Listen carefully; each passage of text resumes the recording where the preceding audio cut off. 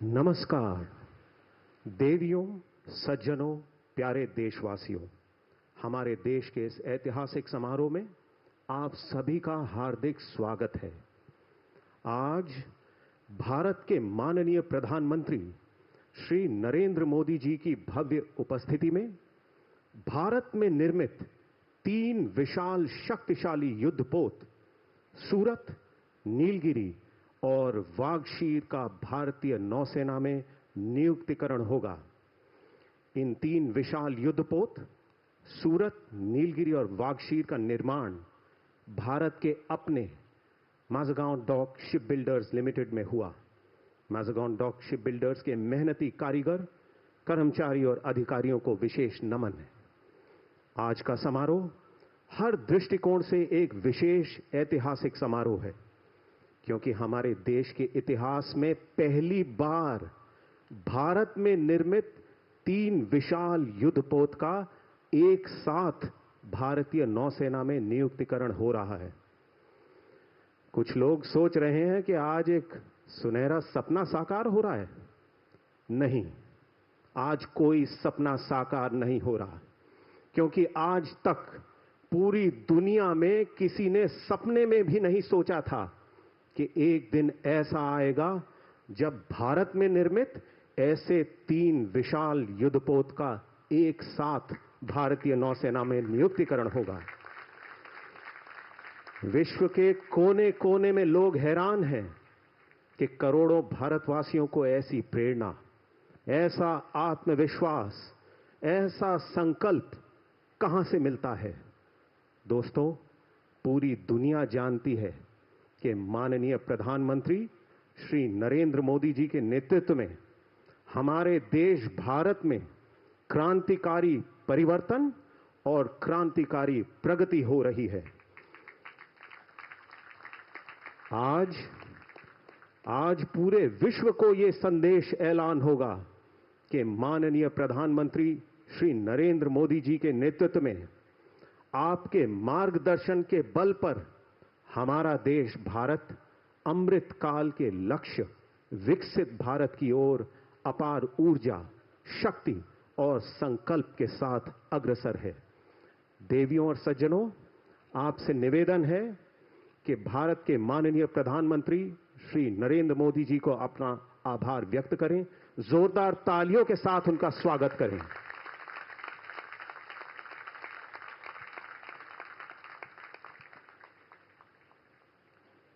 देवियों और सज्जनों, इतिहास गवाह है कि भारतीय नौसेना माननीय प्रधानमंत्री श्री नरेंद्र मोदी जी के मार्गदर्शन के बल पर आत्मनिर्भर भारत के लक्ष्य की ओर पूरी निष्ठा और संकल्प के साथ अग्रसर है। मैं अब विनम्र निवेदन करता हूं भारतीय नौसेना के प्रमुख एडमिरल दिनेश कुमार त्रिपाठी से, श्रीमान कृपया सभा को संबोधित करें।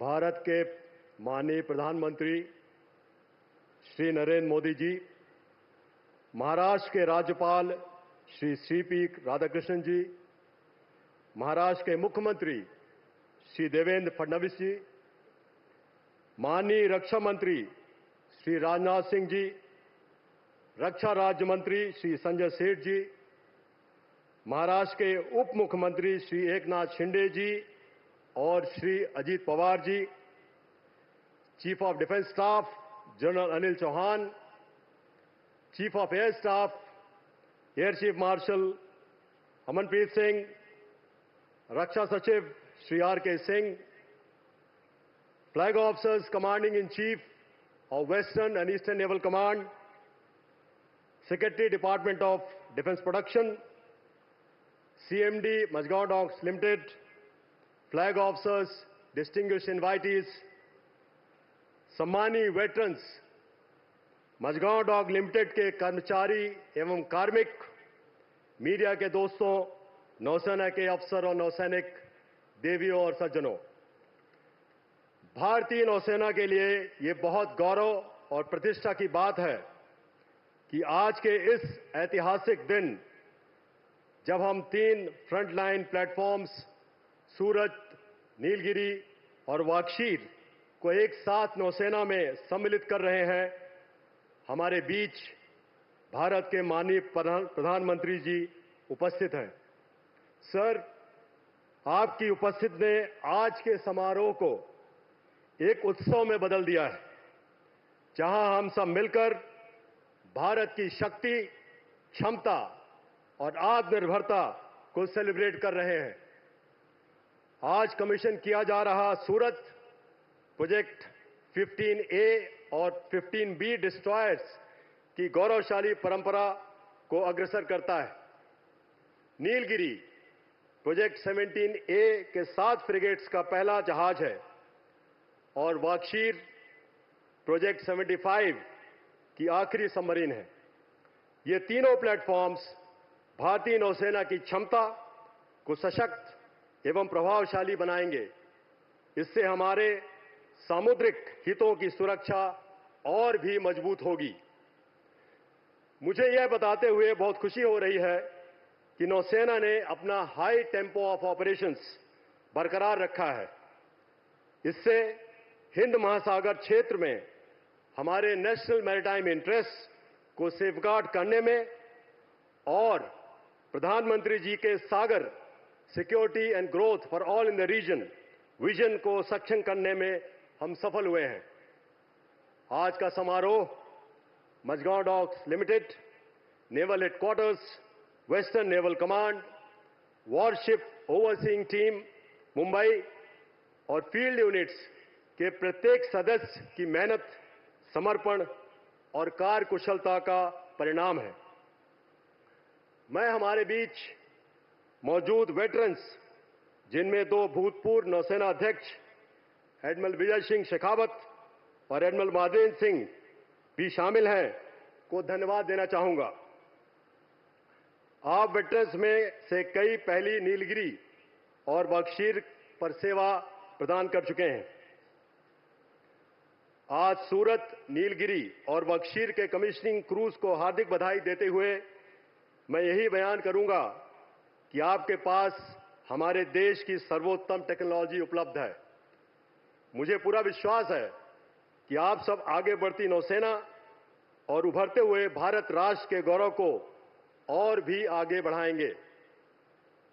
अंत में एक बार फिर मैं भारतीय नौसेना की ओर से तहे दिल से हमारे माननीय प्रधानमंत्री श्री नरेंद्र मोदी जी का आभार व्यक्त करना चाहूंगा।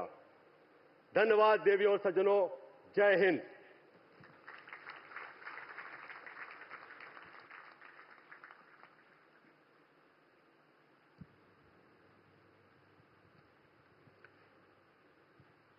मैं अब विनम्र निवेदन करता हूं भारत के माननीय रक्षा मंत्री श्री राजनाथ सिंह जी से, जो हमारे देश के सभी सैनिकों के लिए मर्यादा और प्रेरणा का प्रतीक हैं। श्रीमान, कृपया सभा को संबोधित करें।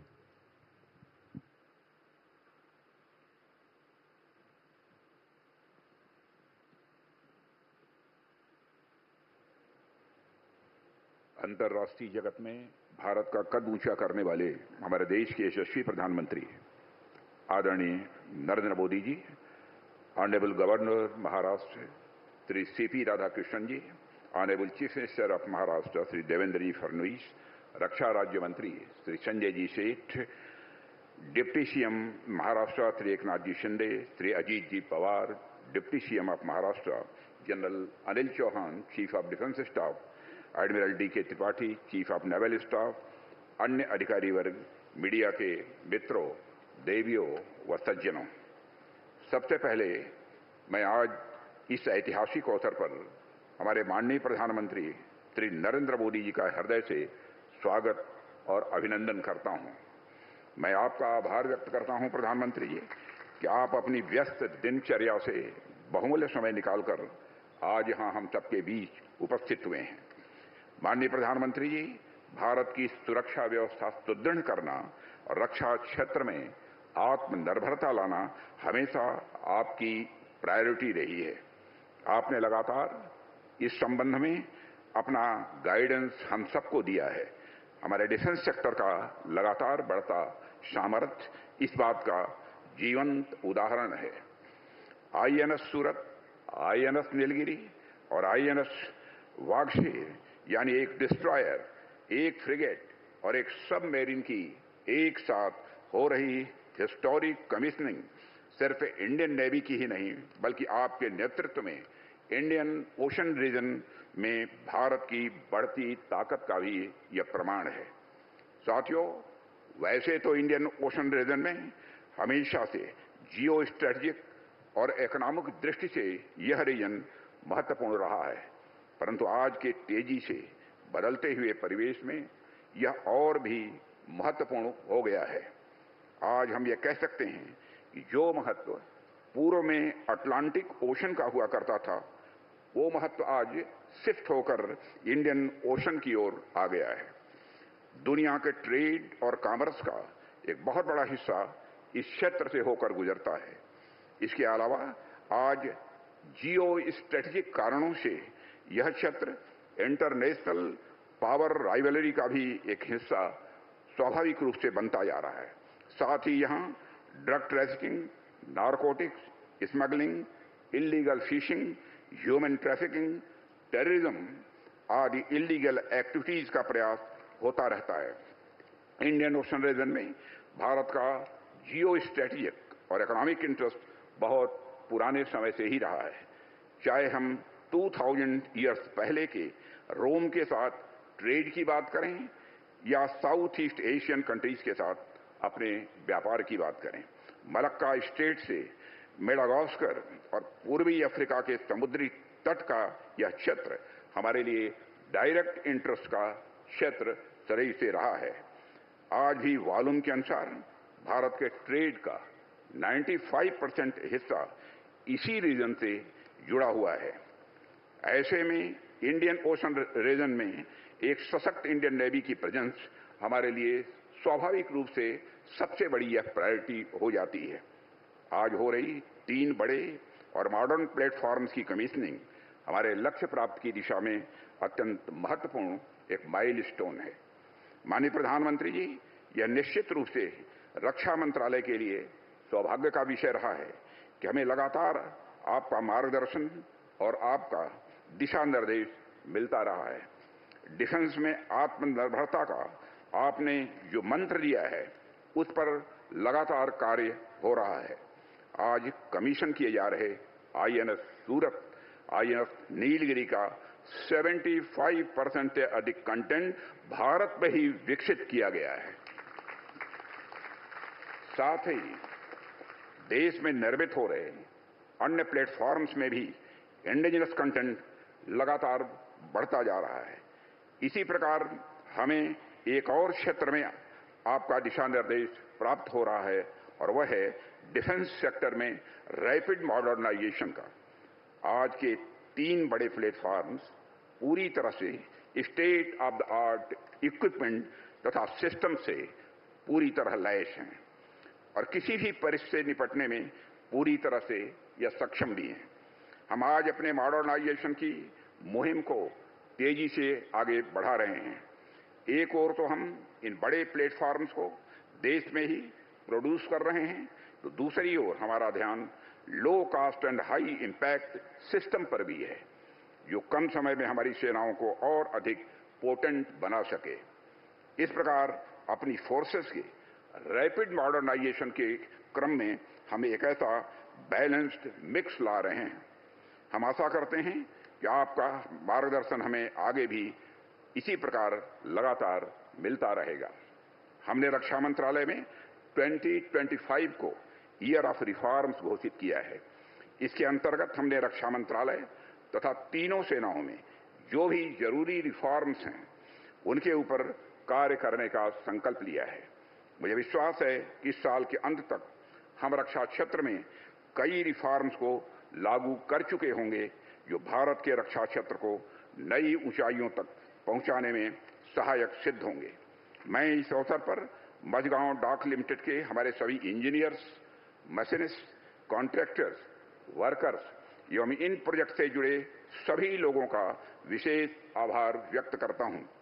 आपका कठिन परिश्रम व आपका समर्पण आज रंग ला रहा है। आप सभी के बिना इसकी कल्पना भी नहीं की जा सकती थी। आपने अपनी लगन से भारतीय नौसेना की ताकत में वृद्धि की है और देश को आपके ऊपर गर्व है।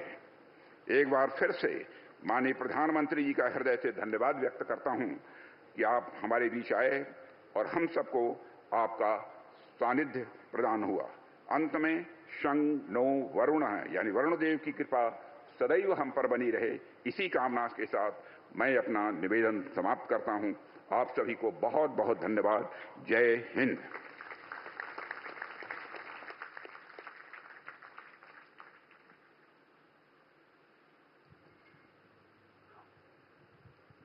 देवियों और सज्जनों, अब इन 3 विशाल युद्धपोत के कमान अधिकारी एक एक करके नियुक्तिकरण आदेश का ऐलान करेंगे। To read out the commissioning warrant of Wagshir, I now invite the commanding officer designate, Commander Vineet Sharma.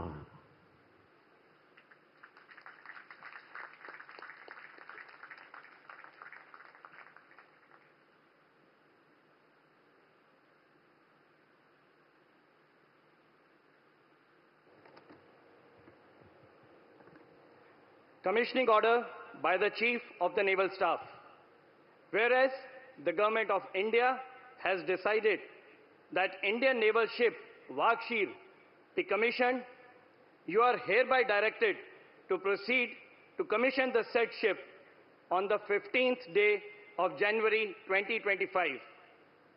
Indian naval ship Wagshir will be administered by the Flag Officer Commanding-in-Chief, Western Naval Command, given under my hand this, the 15th day of January 2025. Signed, Dinesh K. Tripathi, Admiral, Chief of the Naval Staff.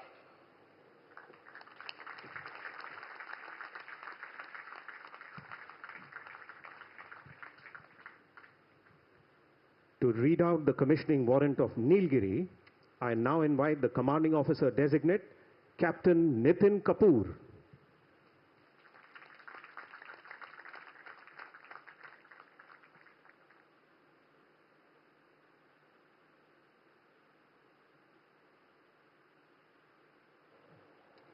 Commissioning order by the Chief of the Naval Staff.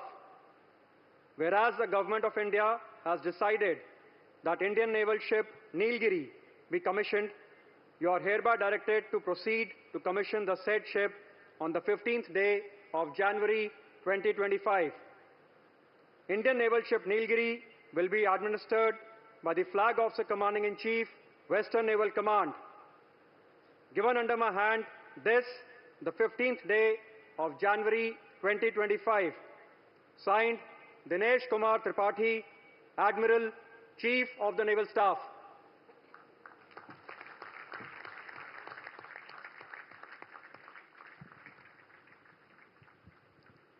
And finally, to read out the commissioning warrant of Surat, I now invite the commanding officer designate, Captain Sandeep Shori.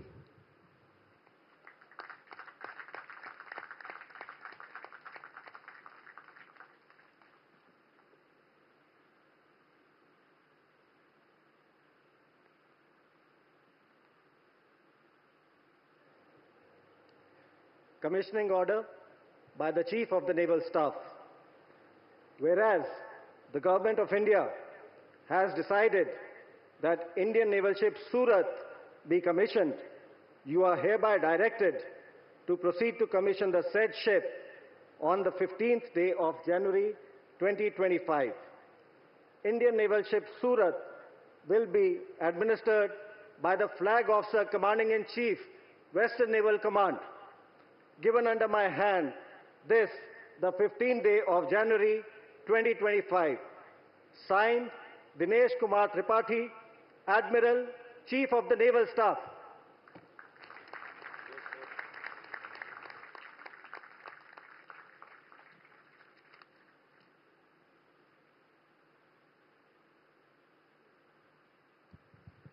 देवियों और सज्जनों, कुछ ही पलों में colours ceremony निशान प्रक्रिया शुरू होने वाली है। निशान प्रक्रिया के दौरान राष्ट्रगान बजाया जाएगा। कलर्स सेरेमनी निशान प्रक्रिया की घोषणा पर सभी जन वॉरशिप्स की दिशा में नौसेना के ध्वज की ओर मुड़कर अपने स्थानों पर खड़े हो जाएं और राष्ट्रगान की समाप्ति तक खड़े रहें। राष्ट्रगान के दौरान जो लोग वर्दी में हैं वे सलामी देंगे।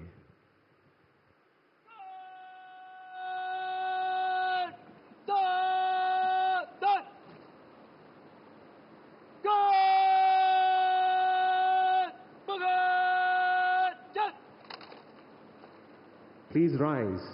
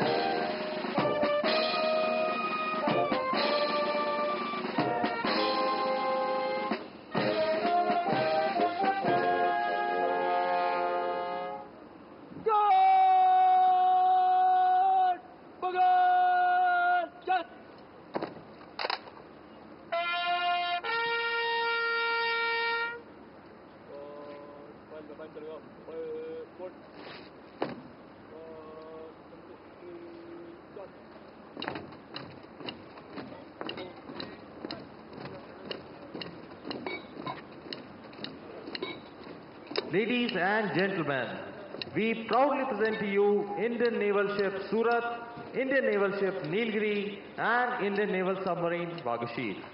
देवियों और सज्जनों, हम गर्व से आपके सामने प्रस्तुत करते हैं आईएनएस सूरत, आईएनएस नीलगिरी और आईएनएस वाघशीर। बैठ जाइए। देवियों और सज्जनों, इस निशान प्रक्रिया के साथ ये 3 विशाल जहाज सूरत, नीलगिरी और वाघशीर भारतीय नौसेना के युद्धपोत वॉरशिप्स में परिवर्तित हो गए हैं। With this colors ceremony, the deadly destroyer INS Surat, the fearsome frigate INS Nilgiri, and the silent predator attack submarine INS Vaghashir have been commissioned into the Indian Navy and are ready to serve the nation. दोस्तों, बड़ा अच्छा लग रहा है। सबके चेहरे पे गर्व की मुस्कान है और दिलों में देशभक्ति की भावना है। और जो हमारे दुश्मन देश है ना, उनके पसीने छूट रहे हैं। मोबाइल फोन को साइलेंट मोड पर रखिए, लेकिन तालियां फुल वॉल्यूम पे बजाइए। जोरदार तालियों के साथ स्वागत कीजिए आईएनएस सूरत, आईएनएस नीलगिरी, आईएनएस वाघशीर का।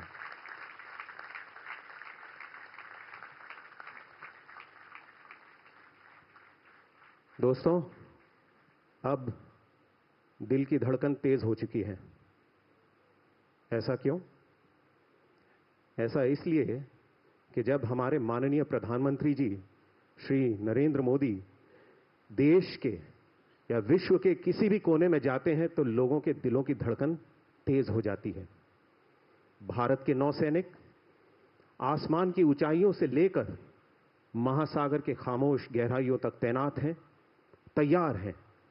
एक विशेष संदेश भारतीय नौसेना के वीर नौसेनों की दिलों की आवाज, एक विशेष संदेश माननीय प्रधानमंत्री श्री नरेंद्र मोदी जी के लिए। जिंदगी हर कदम एक नई जंग है। जिंदगी हर कदम एक नई जंग है, जीत जाएंगे हम, आप अगर संग हैं। जीत जाएंगे हम, आप अगर संग हैं। दोस्तों, समय आ गया है उस आवाज को सुनने का, जिस आवाज ने हम सब भारतवासियों के दिल में आत्मविश्वास, प्रेरणा और संकल्प की भावना जागृत कर भारत में क्रांतिकारी परिवर्तन लाकर अमृत काल का उदय कर दिया है। मैं अब विनम्र निवेदन करता हूं माननीय प्रधानमंत्री श्री नरेंद्र मोदी जी से, श्रीमान कृपया सभा को संबोधित करें। देवियों और सज्जनों, जोरदार तालियों के साथ स्वागत कीजिए भारत के प्रधानमंत्री श्री नरेंद्र मोदी।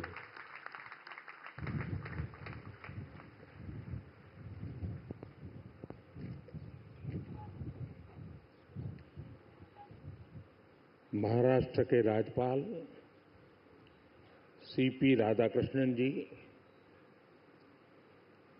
महाराष्ट्र के लोकप्रिय मुख्यमंत्री देवेंद्र फडणवीस जी, मंत्रिपरिषद के मेरे वरिष्ठ साथी श्रीमान राजनाथ सिंह जी, संजय सेठ जी, महाराष्ट्र के मुख्यमंत्री, उनके साथ आज हमारे दोनों उप मुख्यमंत्री भी हैं, उप मुख्यमंत्री श्रीमान एकनाथ शिंदे जी, Ajit Pawar ji, CDS, CNS, navy के सभी साथी, मझगांव डॉकयार्ड में काम करने वाले सभी साथी, अन्य अतिथिगण, देवी और सज्जनों, 15 जनवरी के दिन को आर्मी डे के रूप में भी मनाया जाता है। देश की रक्षा के लिए अपना जीवन समर्पित करने वाले प्रत्येक जाबाज को मैं नमन करता हूं। मां भारती की रक्षा में जुटे हर वीर वीरांगना को मैं आज के दिन बधाई देता हूं।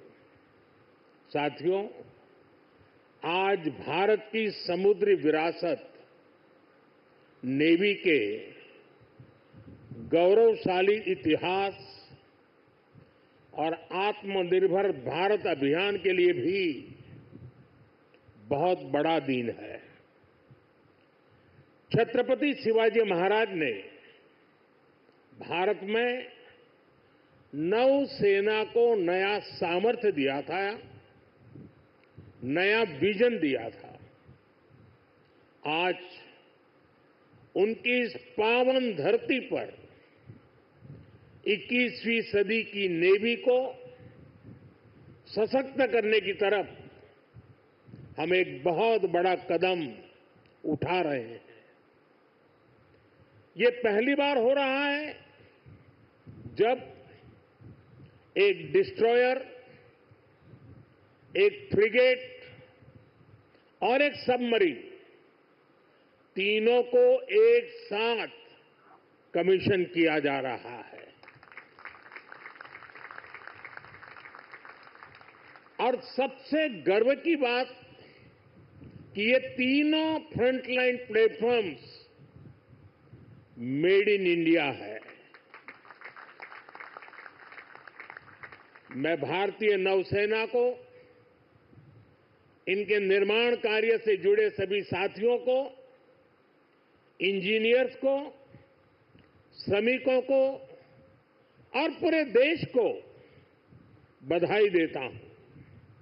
साथियों, आज का एक कार्यक्रम हमारी गौरवशाली धरोहर को भविष्य की आकांक्षाओं से जोड़ता है। लंबी समुद्री यात्राएं, commerce, naval defence, ship industry, इसमें हमारा एक समृद्ध इतिहास रहा है। अपने इतिहास से प्रेरणा लेते हुए आज का भारत दुनिया की एक मेजर मैरीटाइम पावर बन रहा है। आज जो प्लेटफॉर्म लॉन्च हुए हैं उनमें भी इसकी झलक है। अब जैसे हमारा नीलगिरी चौल वंश के समुद्री सामर्थ्य के प्रति समर्पित है। सूरत वॉरशिप उस कालखंड की याद दिलाता है जब गुजरात के पोर्ट्स के जरिए भारत वेस्ट एशिया से जुड़ा था। इन दिनों ये दोनों शिप्स, इसके साथ आज बागशीर सबमरीन की कमीशनिंग भी हो रही है। कुछ वर्ष पूर्व मुझे P-75 क्लास की पहली सबमरीन कलवरी की कमीशनिंग में शामिल होने का अवसर मिला था। आज मुझे इस क्लास की 6वीं सबमरीन बागशीर को कमीशन करने का सौभाग्य मिला है। ये नए फ्रंटियर प्लेटफॉर्म भारत की सुरक्षा और प्रगति दोनों को नया सामर्थ्य देंगे। साथियों, आज भारत पूरे विश्व और खासकर ग्लोबल साउथ में एक भरोसेमंद और जिम्मेदार साथी के रूप में पहचाना जा रहा है। भारत विस्तारवाद नहीं, भारत विकासवाद की भावना से काम करता है। भारत ने हमेशा ओपन, सिक्योर, इंक्लूसिव और प्रॉस्परस इंडो पैसिफिक रीजन का समर्थन किया है। इसलिए जब समुद्र से सटे देशों के विकास की बात आई तो भारत ने मंत्र दिया सागर। सागर का मतलब है security and growth for all in the region. हम सागर के विजन के साथ आगे बढ़े। जब भारत के सामने G20 की प्रेसिडेंसी संभालने का दायित्व आया तो दुनिया को हमने मंत्र दिया one earth, one family, one future. जब दुनिया कोरोना से लड़ते हुए पस्त पड़ रही थी तब भारत ने विजन दिया वन अर्थ, वन हेल्थ। हम पूरे विश्व को अपना परिवार मानकर चलते हैं। हम सबका साथ, सबका विकास उस सिद्धांत पर विश्वास करने वाले लोग हैं और इसलिए इस पूरे क्षेत्र की रक्षा सुरक्षा भी भारत अपना दायित्व समझता है। साथियों, ग्लोबल सिक्योरिटी, इकोनॉमिक्स और जियो पॉलिटिकल डायनेमिक्स को दिशा देने में भारत जैसे मैरीटाइम नेशन की भूमिका बहुत बड़ी होने वाली है। आर्थिक प्रगति और एनर्जी सिक्योरिटी के लिए ये जरूरी है कि ट्रेडिशनल वाटर्स को प्रोटेक्ट किया जाए, टेरिटोरियल वाटर्स को प्रोटेक्ट किया जाए, फ्रीडम ऑफ नेविगेशन को इंश्योर किया जाए और ट्रेड की सप्लाई लाइन और सी रूट्स सुरक्षित हो। हमें आतंकवाद, हथियारों और ड्रग्स की तस्करी में इस पूरे क्षेत्र को बचाकर रखना है। इसलिए आज जरूरी है कि समुद्र को सेफ और प्रॉस्परस बनाने में हम ग्लोबल पार्टनर बने हम लॉजिस्टिक की एफिशिएंसी बढ़ाने और शिपिंग इंडस्ट्री के लिए काम करें। हम रेयर मिनरल्स, फिश स्टॉक जैसे ओशन रिसोर्सेज का दुरुपयोग रोकने में और इसे मैनेज करने की कैपेसिटी डेवलप करें। हम न्यू शिपिंग रूट्स और सी लेन्स पर अब कम्युनिकेशन को खोजने में इन्वेस्ट करें। मुझे खुशी है कि आज भारत इस दिशा में लगातार कदम उठा रहा है। भारत पूरे इंडियन ओशन रीजन में फर्स्ट रिस्पॉन्डर भी बनकर उभरा है। बीते कुछ महीनों में ही हमारी नौसेना ने सैकड़ों जानें बचाई हैं। हजारों करोड़ रुपए के नेशनल और इंटरनेशनल कार्गो की सुरक्षा की है। इससे दुनिया का भारत पर भरोसा बढ़ा है, आप सबके कारण बढ़ा है और इसलिए मैं आज आप सबका भी अभिनंदन करता हूं। भारतीय नौसेना, कोस्ट गार्ड, उन पर यह लगातार भरोसा बढ़ता जा रहा है। आज आप ही देख रहे हैं, आसियान हो, ऑस्ट्रेलिया हो, गल्फ हो, अफ्रीका के देश हो, सबके साथ आज भारत का आर्थिक सहयोग लगातार मजबूत हो रहा है। संबंधों की इस मजबूती में इंडियन ओशन रीजन में भारत की उपस्थिति, भारत का सामर्थ्य एक बहुत बड़ा आधार है और इसलिए आज का ये आयोजन सैन्य दृष्टि के साथ ही आर्थिक दृष्टि से भी उतना ही अहम है। साथियों, 21वीं सदी के भारत का सैन्य सामर्थ्य भी अधिक सक्षम हो, आधुनिक हो, ये देश की प्राथमिकताओं में से एक है। जल हो, थल हो, नभ हो, डीप सी हो या फिर असीम अंतरिक्ष, हर जगह भारत अपने हितों को सुरक्षित कर रहा है। इसके लिए निरंतर रिफॉर्म्स किए जा रहे हैं। चीफ ऑफ डिफेंस स्टाफ का गठन ऐसा ही एक रिफॉर्म है। हमारी सेनाएं और अधिक एफिशिएंट हो, इसके लिए थिएटर कमांड की दिशा में भी भारत आगे बढ़ रहा है। साथियों, पिछले 10 साल में जिस तरह भारत की तीनों सेनाओं ने आत्मनिर्भरता के मंत्र को अपनाया है, वो बहुत ही सराहनीय है। संकट के समय दूसरे देशों पर भारत की निर्भरता कम से कम हो, इस गंभीरता को समझते हुए आप सभी इस काम को आगे बढ़ा रहे हैं, नेतृत्व दे रहे हैं।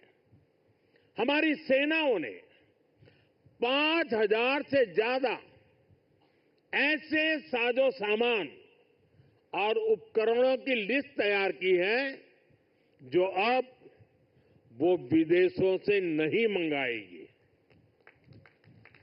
जब भारत का सैनिक भारत में बने साजो सामान के साथ आगे बढ़ता है तो उसका आत्मविश्वास भी कुछ अलग ही होता है।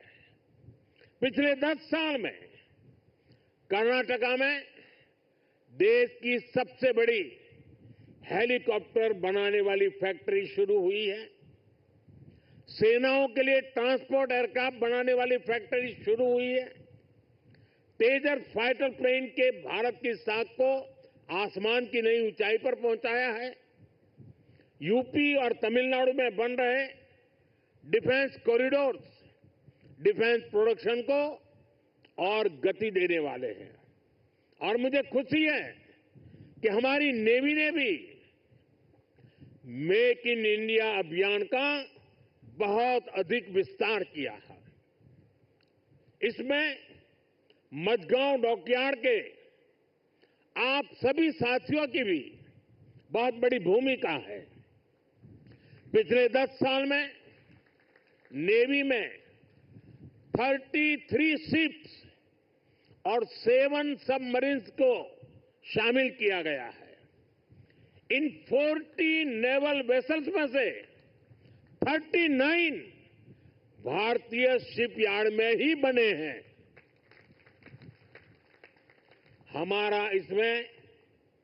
हमारा भव्य विराट आईएनएस विक्रांत एयरक्राफ्ट कैरियर और आईएनएस अरिहंत और आईएनएस अरिघात जैसी न्यूक्लियर सबमरीन भी शामिल है। मेक इन इंडिया उसको ऐसी गति देने के लिए मैं देश की तीनों सेनाओं को हृदय से बहुत बहुत बधाई देता हूं। आज भारत का डिफेंस प्रोडक्शन 1.25 लाख करोड़ रुपए से ज्यादा हो चुका है। हम 100 से ज्यादा देशों को डिफेंस इक्विपमेंट एक्सपोर्ट कर रहे हैं।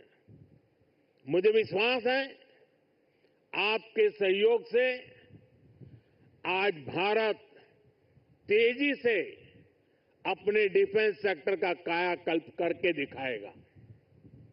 साथियों, मेक इन इंडिया से भारत की सेनाओं का सामर्थ्य बढ़ने के साथ ही आर्थिक प्रगति के नए द्वार भी खुल रहे हैं। जैसे एक उदाहरण शिप बिल्डिंग इकोसिस्टम का है। आप में से बहुत से लोगों को पता होगा, एक्सपर्ट भी कहते हैं शिप बिल्डिंग में जितना इन्वेस्ट किया जाए उसका 2 गुना पॉजिटिव इंपैक्ट इकोनॉमी पर पड़ता है। यानी अगर हम शिप बिल्डिंग में 1 रुपये लगाते हैं तो इकोनॉमी में 1 रुपया 82 पैसे के आसपास सर्कुलेशन होता है। अब सोचिए, अभी देश में 60 बड़े शिप्स अंडर कंस्ट्रक्शन है। इनकी वैल्यू 1.5 लाख करोड़ रुपए के आसपास है। यानी इतना पैसा लगाने से करीब 3 लाख करोड़ रुपए का सर्कुलेशन हमारी इकोनॉमी में होगा। और रोजगार के मामले में तो इसका 6 गुना मल्टीप्लायर इफेक्ट होता है। जहाजों का ज्यादातर सामान, ज्यादातर पार्ट्स देश के एमएसएमई से ही आता है। इसलिए अगर 2000 वर्कर एक जहाज बनाने के काम में लगते हैं तो दूसरी इंडस्ट्री में जो एमएसएमई सप्लायर है उस एमएसएमई सेक्टर में करीब 12,000 रोजगार बनते हैं। साथियों, आज भारत दुनिया की तीसरी बड़ी इकोनॉमी बनने की तरफ तेजी से आगे बढ़ रहा है। हमारी मैन्युफैक्चरिंग, हमारी एक्सपोर्टिंग कैपेसिटी भी लगातार बढ़ रही है। आने वाले सालों में सैकड़ों नए शिप्स की, नए कंटेनर्स की जरूरत भारत को होगी।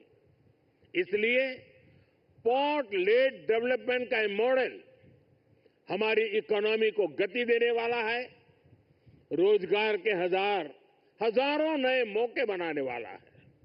साथियों, इस क्षेत्र में कैसे रोजगार बढ़ रहा है, इसका एक उदाहरण सी फेरर्स की संख्या भी है।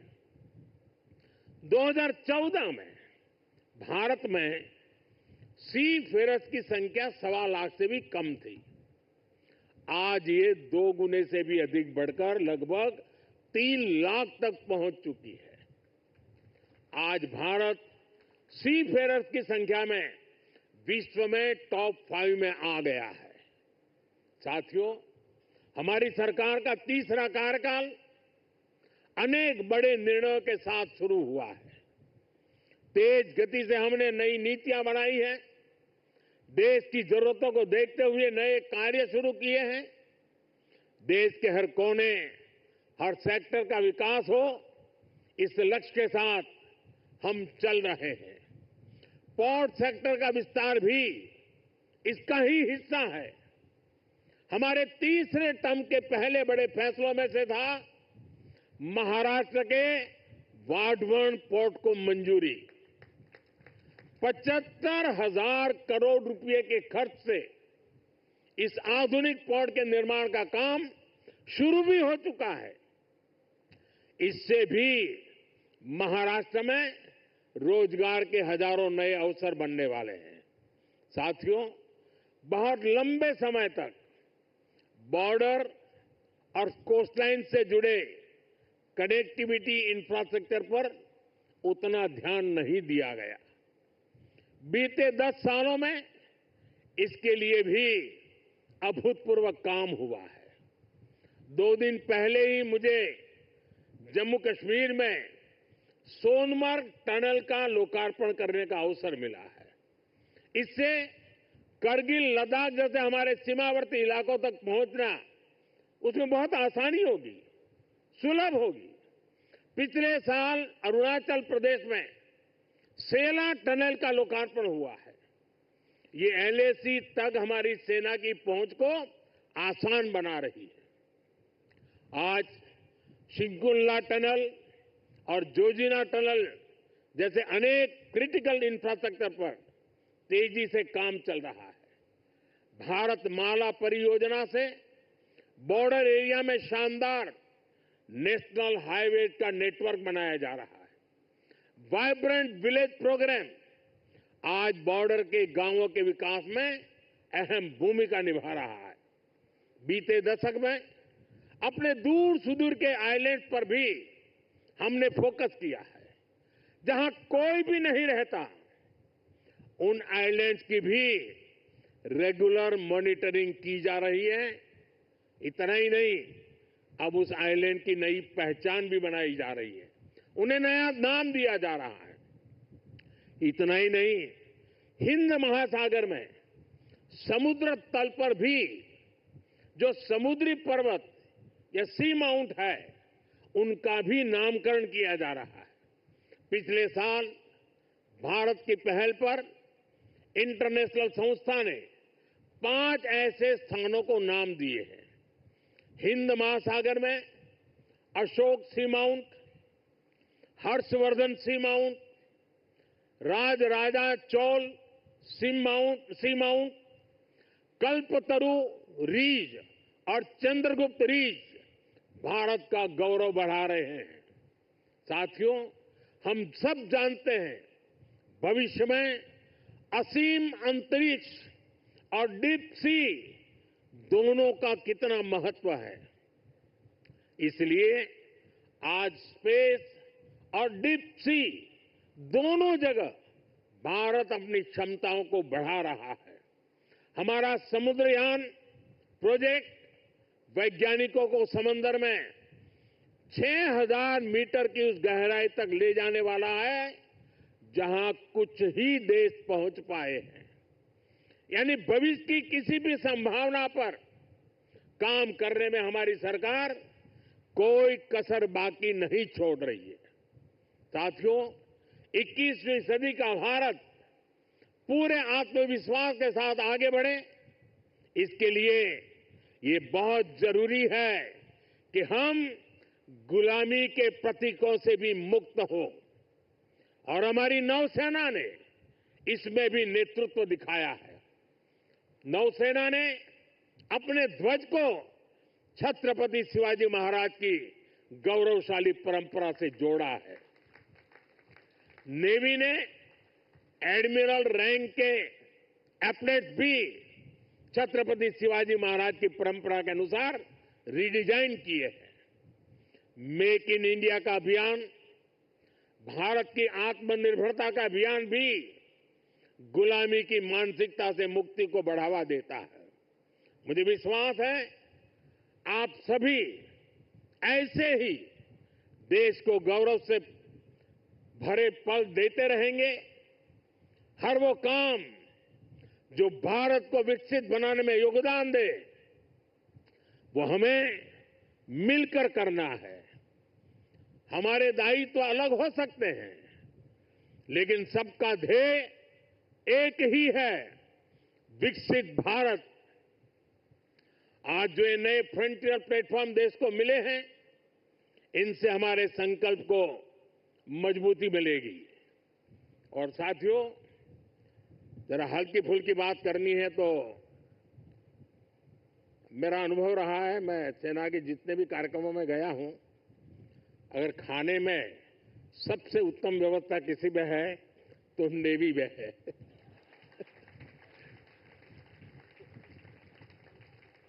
विविधताओं से भरपूर। अब आज उसमें सूरत शिप जुड़ गया है और हम लोगों को एक कहावत मालूम होगी, बड़ी पॉपुलर कहावत है, और मैं कैप्टन संदीप को कहूंगा कि इस बात को जरा गौर से सुने। वो कहावत है, सूरत का जमण और काशी का मरण। यानी सूरत का जो भोजन होता है वो उतना ही महान होता है, श्रेष्ठ होता है। अब जब सूरत लॉन्च हो रहा है तो मुझे विश्वास है कैप्टन संदीप सुरती खाना भी लोगों को खिलाएंगे। साथियों, ये बहुत ही उत्तम अवसर है।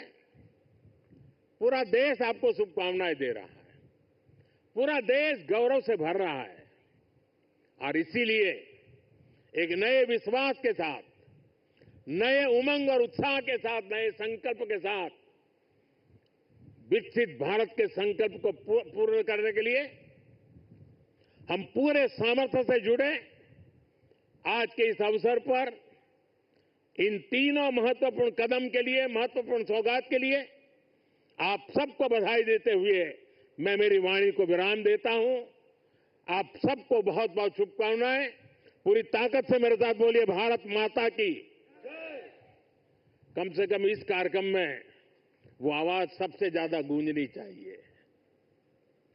भारत माता की, भारत माता की, भारत माता की। बहुत बहुत धन्यवाद।